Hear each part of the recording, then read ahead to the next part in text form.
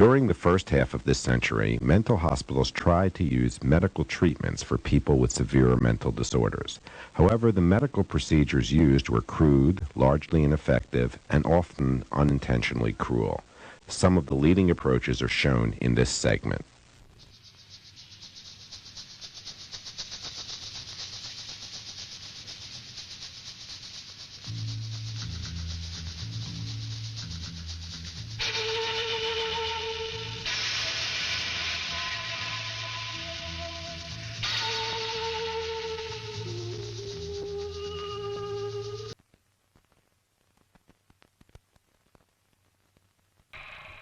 A predecessor to electroconvulsive therapy was insulin therapy, although this approach was more dangerous and less effective than ECT has since become.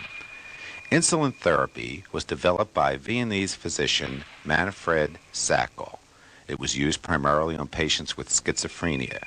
The idea was to give patients insulin, which would make their blood sugar drop.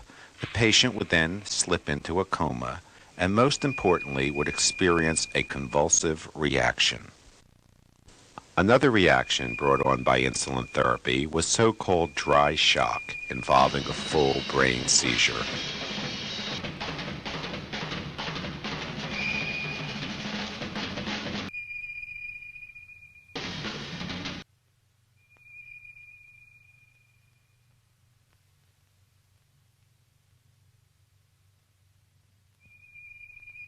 Glucose, given by nasal tube or by injection, was needed to bring patients out of their insulin-induced coma.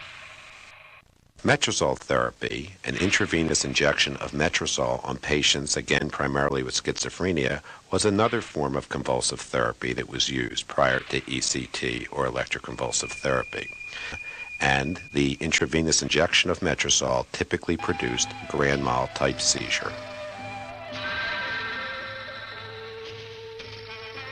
Finally, one of the most notorious of all early procedures was the lobotomy, a brain operation in which a surgeon would cut the connections between the cortex of the brain's frontal lobes and the lower centers of the brain.